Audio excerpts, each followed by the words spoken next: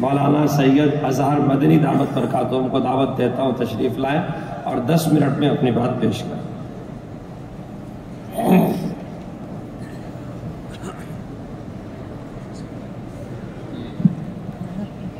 اظہر مدنی صاحب۔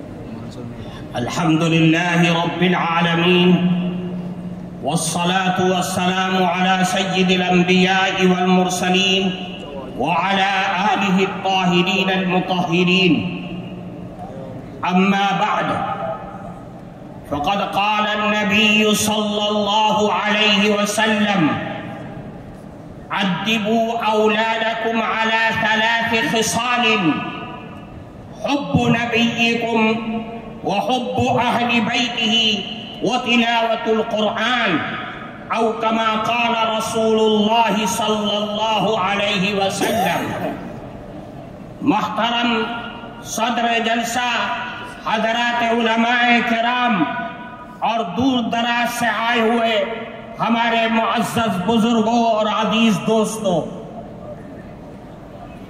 جمعیت علماء ہند کے تمام اغراض و مقاصد کو اگر کسی سانچے میں ڈھالا جا سکتا ہے تو 3 چیزیں نکل کر کے سامنے آتی ہیں جس پر جمعیت علماء کی یہ بلند و بالا عمارت قائم ہے: نظام تعلیم اور نظام تبلیغ اور اصلاح معاشرہ۔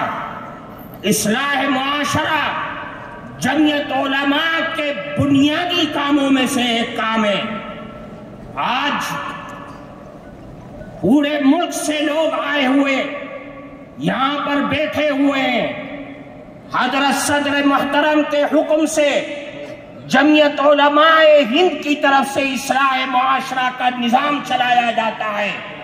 آج اس مستند اسٹیج سے آپ سب حضرات کو اصلاح معاشرہ کے سلسلے میں وہ بنیادی نقوش دیا جا رہا ہے کہ جس پر چل کر کے اصلاح معاشرہ اور ملک کے اندر پھیلنے والے ارتداد کی ساری لہریں ختم اور خاک میں مل سکتی ہیں۔ وہ بنیادی چیز یہ ہے کہ اصلاح معاشرہ سماج اور سوسائٹی کے اندر بھلائی اور بہترین نسل انسانیت پیدا ہونے کا واحد راستہ یہ ہے کہ ہم سب مل کر کے اپنی اولاد کی صحیح اور شرعی اعتبار سے تعلیم اور تربیت کریں۔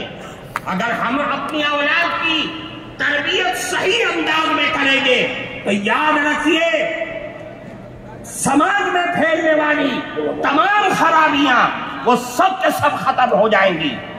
اللہ کے نبی جناب رسول اللہ صلی اللہ علیہ وسلم نے ارشاد فرمایا: ادبوا اولادکم علی 3 خصال، اے لوگوں اپنی اولاد کی تربیت کرو اور 3 عادتوں کی طرف متوجہ کرو اور 3 عادتیں ان کے اندر پیدا کرو۔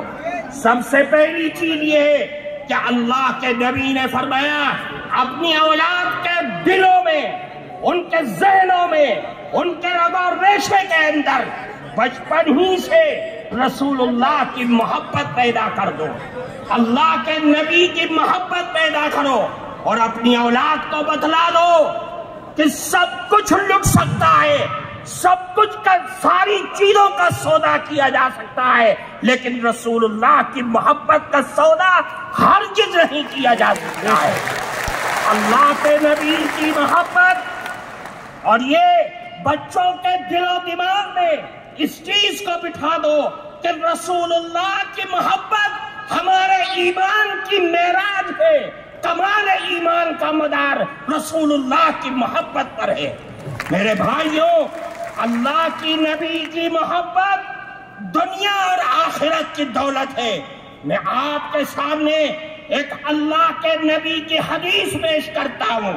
ترمذی شریف کے اندر روایت ہے، ایک گاؤں کے ایک صحابی اللہ کے نبی کے پاس آئے اور فرمایا: اے اللہ کے نبی، متی الساعہ، قیامت کب آئے گی؟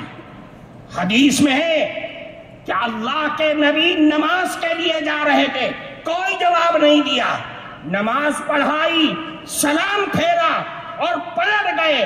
فرمایا من السائل، کون ہے سوال کرنے والا جو یہ سوال کر رہا تھا کہ قیامت کب آئے گی؟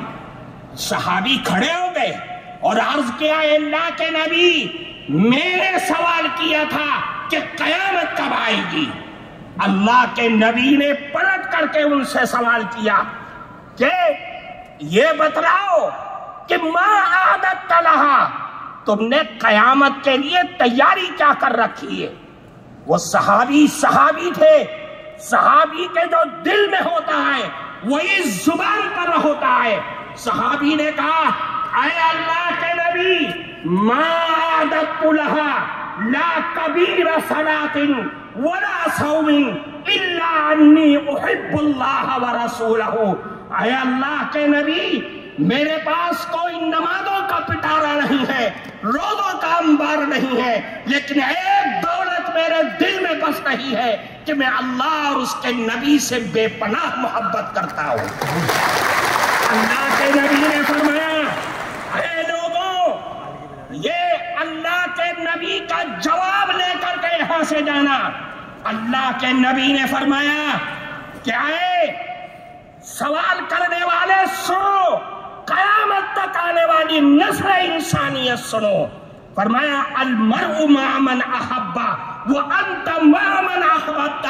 یاد رکھو، آج دنیا میں جو آدمی جس سے محبت اور دل کا لگاؤ پیدا کرے گا، قیامت کے دن بھی وہ اسی کے ساتھ اٹھے گا، اور تم نے جس سے محبت کا دعویٰ کیا ہے، قیامت کے دن بھی تم اسی کے ساتھ ہوگے۔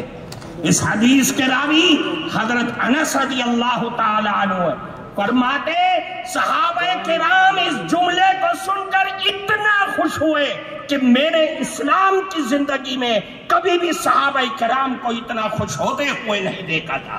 میرے بھائیوں، رسول اللہ کی محبت ہمارے لیے بنیاد ہے، ہم سب کچھ لٹا سکتے ہیں، لیکن رسول اللہ کی محبت کا جنازہ، اس کا ایک حرف بھی اپنے دل سے نکال نہیں سکتے، اپنی زندگی سے نکال نہیں سکتے۔ فرمایا دوسری چیز، اہل بیت کی محبت، بچوں کے دل میں رسول اللہ کے گھر والوں کی محبت ان کے دل کے اندر ڈال دو۔ یہ پیدائش کے بعد سے جب بچہ ہوش سنبھالے، کہ جس کے بارے میں اللہ کے نبی نے فرمایا افتحو، سب سے پہلا کلمہ فرمایا کہ لا الہ الا اللہ ان کی زبان سے کلواؤ، اور موت کے وقت لا الہ الا اللہ کی تلقین کرو۔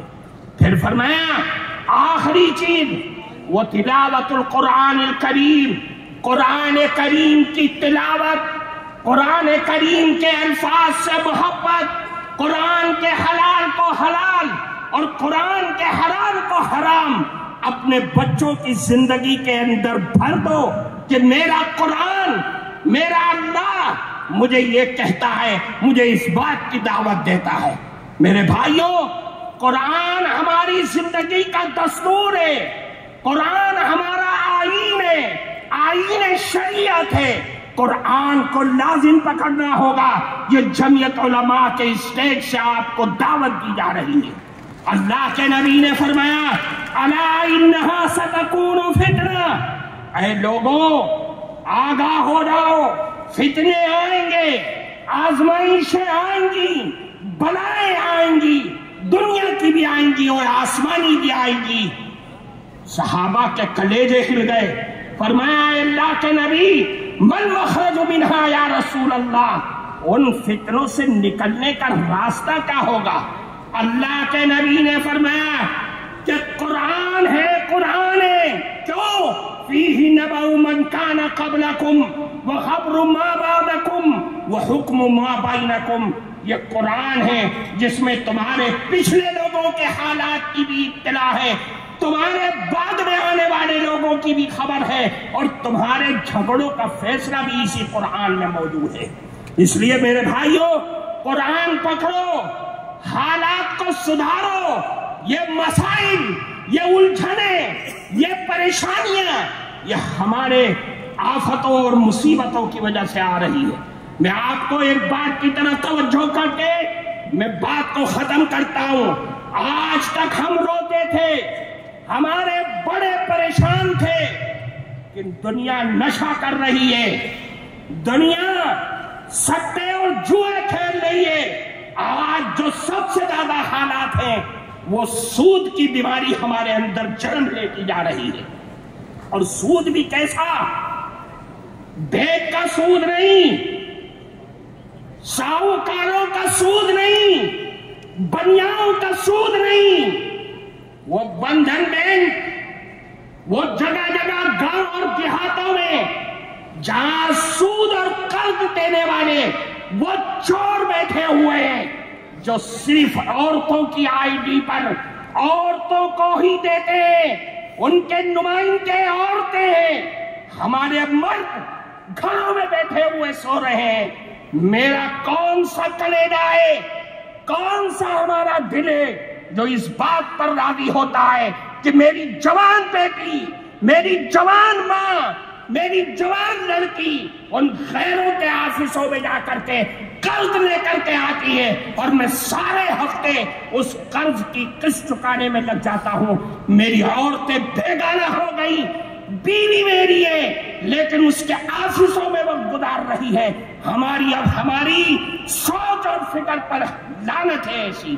اس لیے میرے بھائیوں، سوچو اور سود سے نکل کر کے باہر آؤ۔ اصلاح معاشرہ کو ہر گاؤں، ہر گلی، ہر مسجد کے حلقے میں اس کو پروان چڑھاؤ تاکہ میری قوم ان لعنتوں سے باہر آ سکے۔ وآخر دعوانا ان الحمدللہ رب